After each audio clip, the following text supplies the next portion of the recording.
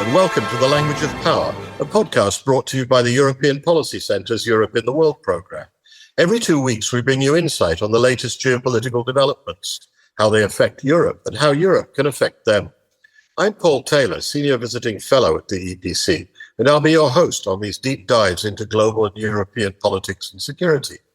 Today we're going to examine US President Donald Trump's Board of Peace, created ostensibly to oversee the implementation of his peace plan for Gaza, but with a much wider ambition to tackle conflicts around the world. Trump invited some 62 nations to join the board, including several Arab and Muslim partners, in his plan to pacify and reconstruct Gaza, following the fragile ceasefire that he brokered last October between Israel and the Palestinian Hamas movement. At a glittering launch ceremony at the World Economic Forum in Davos, he presented the Charter of the Board of Peace, which names himself as life chairman with veto power and the right to nominate his own successor. Countries may join by invitation for 3 years, and they would have to pay $1 billion in the first year to become permanent members. Reflecting Trump's contempt for the United Nations and his ambiguity towards a rule-based global order, the preamble asserts, quotes, the need for a more nimble and effective international peace-building body. Without even mentioning Gaza, it declares, quotes, the Board of Peace shall undertake such peace-building functions in accordance with international law as may be approved in accordance with this charter. As of last week, 26 countries had joined, including some authoritarian regimes with dismal human rights records, such as Azerbaijan and Belarus. Few of Washington's traditional democratic allies have endorsed the initiative, which critics fear is meant to sideline the UN and other institutions of international law and create an alternative legitimacy for Trump's unorthodox foreign policy, not just on the Israel-Palestine conflict, but worldwide. Among European Union countries, only Hungary and Bulgaria have signed up. Most others have kept their distance, not least because Trump invited Russian President Vladimir Putin to join, even as his invasion forces continue to bombard Ukraine. But Putin, too, has stayed out for now. Nevertheless, Europe faces a dilemma. The board has been welcomed in UN Security Council Resolution 2803 and officially tasked with supervising the reconstruction of Gaza. So if they stay out, the Europeans may forfeit influence over Trump's controversial plans to develop the coastal strip into a beachfront resort with little room for Palestinians to determine their own fate. Joining me to discuss the issues are Dave Troy, an investigative journalist from Baltimore, Maryland, who's delved into the origin and statutes of the Board of Peace, and Silvia Colombo, a researcher and faculty advisor at the NATO Defense College and a specialist on Euro-Mediterranean relations. Welcome to both of you. Glad to be here. Hello. Dave, you've been digging into the setup of the Board of Peace. What does it tell us about Donald Trump's ambitions and his ideas of governance? Yeah, so I dug into what the Board of Peace actually is, if there was any way to answer that. And of course, it was created as a byproduct of this Resolution 2803 that the UN adopted, the UN Security Council adopted on November 17th, 2025. But beyond that, it doesn't seem to have any actual legal entity that's registered in any country. So what that suggests to me is that this thing kind of has a supranational kind of characteristic to it that is actually beyond the reach of any rule of law of any country, at least at present. So that was kind of, puzzling to learn. And the way that I found this out kind of more officially was I looked up the Board of Peace trademarks on the U.S. Patent and Trademark Office website, and I expected it to be held by some intermediary, entity or something like that, or even, some incorporated entity that had been created to hold these trademarks. And in fact, they're being held by the U.S. Patent and Trademark Office itself, which is a violation of the law for trademarks in the U.S. So we can get more into that. But that's pretty wild and unprecedented. A lawyer told me he'd never seen anything like that before. It's curious, but even the logo itself, the thing I've seen, it seems like a globe with the Western Hemisphere on it, no mention or no sign of the Middle East, and 2 olive branches that might have been taken from the UN logo. Tell us about the personalities on the Board of Peace and the structure for supervising the Gaza reconstruction and political transition. Well, again, the people that are in this mix are people, like Tony Blair, but then various members of Trump's, immediate circle and some cabinet officials. So Marco Rubio, Steve Witkoff, Jared Kushner, several others. They're basically deciding what's going to happen with Gaza. And as you pointed out in your intro, to the extent that, other countries are not getting involved in this, they're not going to have a say in kind of, this process. Now, the other thing that's quite fascinating about this is that the Gaza itself is not mentioned in the charter for this organization that was unveiled at Davos. The real question here is, does this actually focus on Gaza in any meaningful way, or is it intended to be some kind of broader organization intended to supplant or replace the UN? Yeah, we'll get into that because, this Board of Peace, is it subject to international law? Is it subject to the United Nations or even to the decisions of its members? Or is it purely a vehicle for Donald Trump to impose his will? From my perspective, it is not subject to any controls or regulations of any kind because it doesn't have a sort of structure under which it exists. Now, granted, it was created as in response to this UN resolution, but it's not formed under any kind of organization that I understand. And maybe Sylvia has some other ideas on the meaning of this thing. But it seems to me like right now a very tenuous kind of notional construct that is really backed by the force of the membership. So to the extent that, let's say that Russia joins, which it's making noises about, and Vladimir Putin and Donald Trump want to impose their will backed by the full force of their individual states, it seems like that's something that they might try to do. Well, Sylvia, let me turn to you. Most European countries have opted not to join the Board of Peace for now. What are their considerations? What are they thinking, especially among those such as Italy's Giorgia Meloni, who considers herself a friend and ally of Trump, or German Chancellor Friedrich Merz, who wants to preserve good relations with both Washington and with Israel? What are they thinking? Well, it was the announcement of the board in Davos. The formal establishment of the board came at a very critical moment in transatlantic relations. So it was very difficult for the European countries reunited in Davos, the representatives of these countries, to accept such an invitation.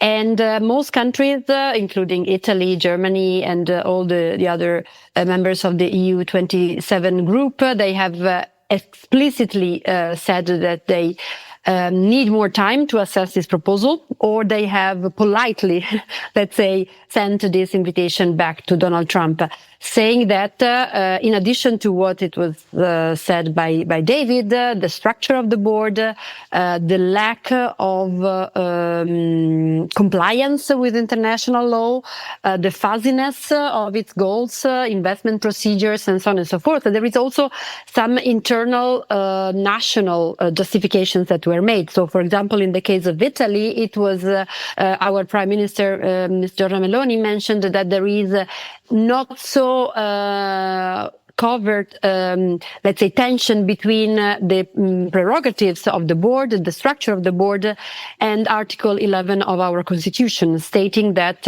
in all the efforts for peace that Italy takes, it should participate on an equal footing with other countries. And so it's pretty clear that when it comes to the Board of Peace, there is a chairman, there is a structure that looks inclusive because there are several committees, but in the end, ultimately, we know that everything is decided by the chairman, by Mr. Trump. And so it's a clear indication that there is no appetite to join such a board, particularly because of the conditions around in the bilateral relations with the U.S.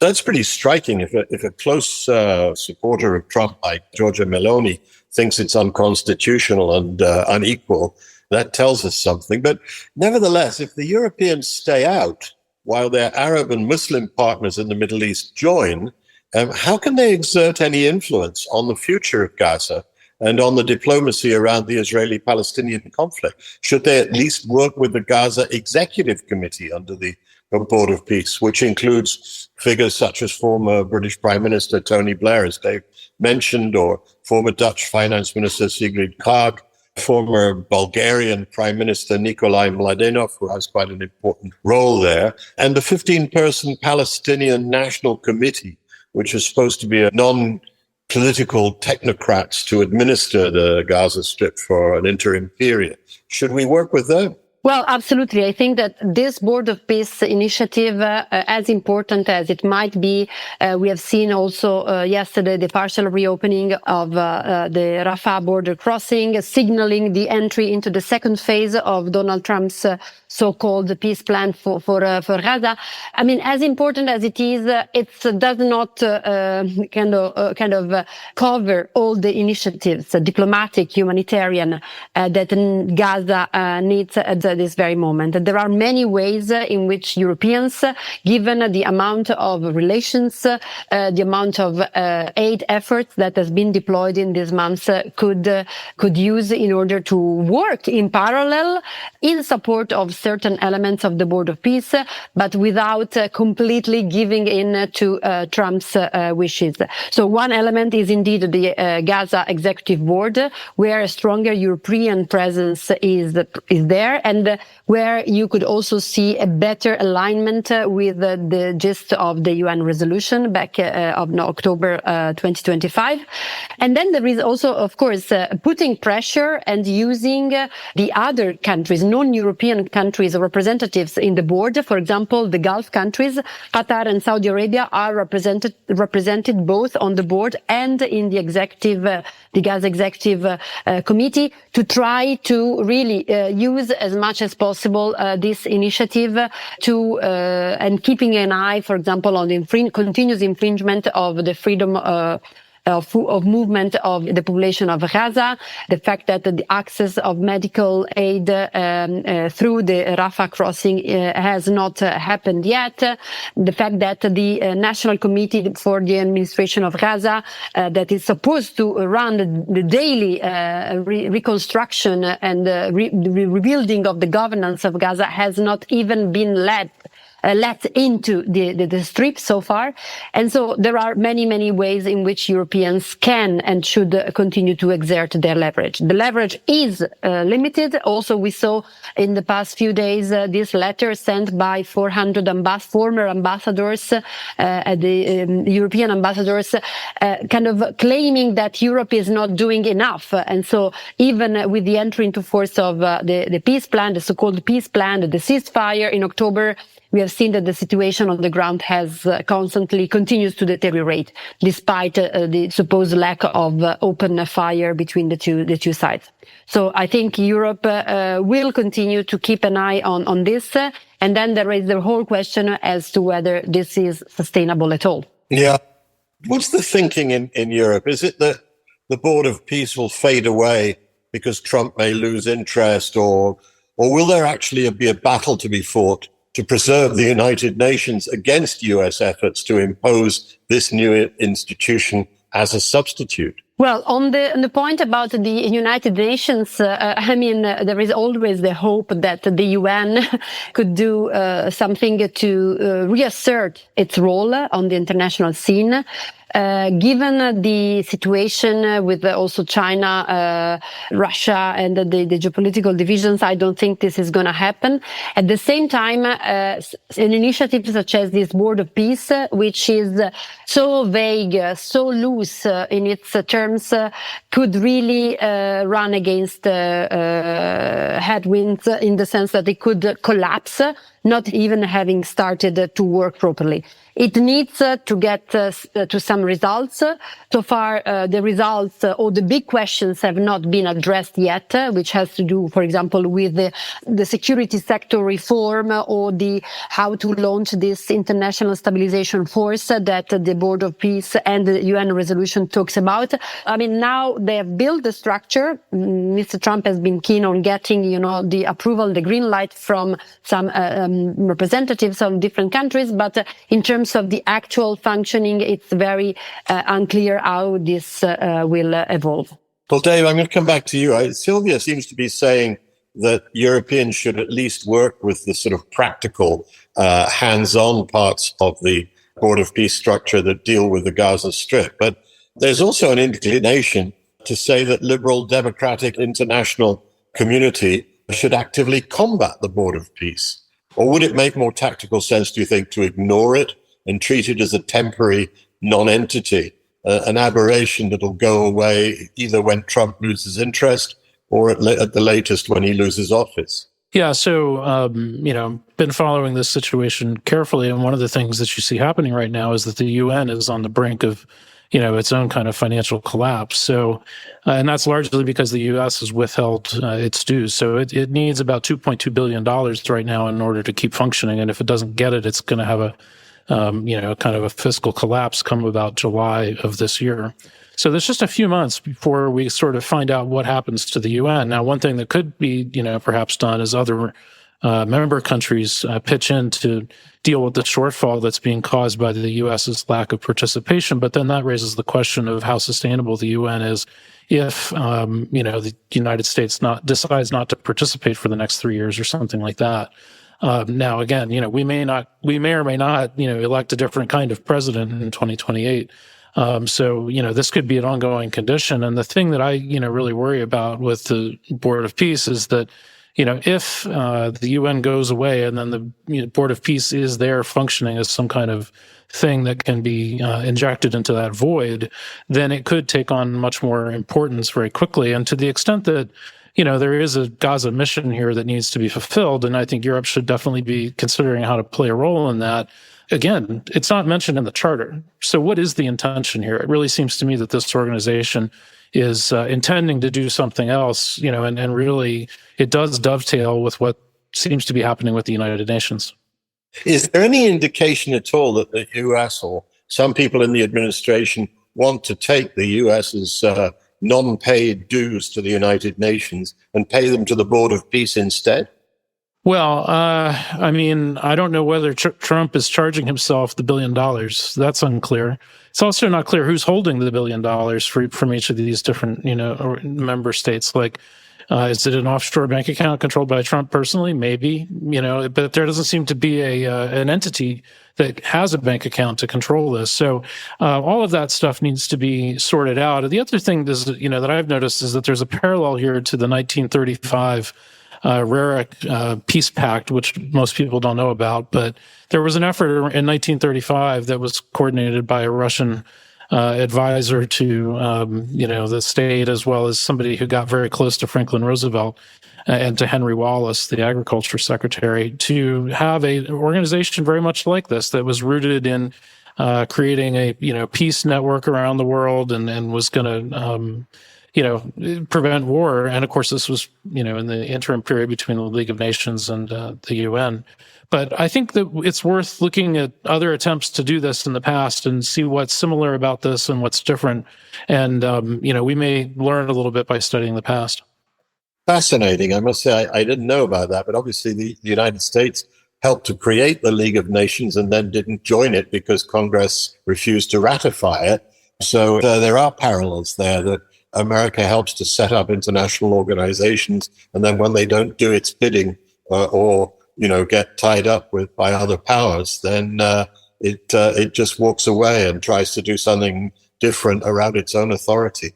Well, I think that's all we've got time for this week, but thank you so much for enlightening us on the Board of Peace. And as President Trump will say, we'll see what happens. Yes, indeed. That's all for this week, but you can find more analysis on current geopolitics and Europe's role on our website, www.epc.eu. The Language of Power will be back in 2 weeks' time when we'll look at the state of Ukraine's struggle against Russian aggression, nearly 4 years after Moscow's full-scale invasion. Until then, thanks to my colleague Simona Lusuardi for helping organize and record this podcast episode, and thanks to you for listening in.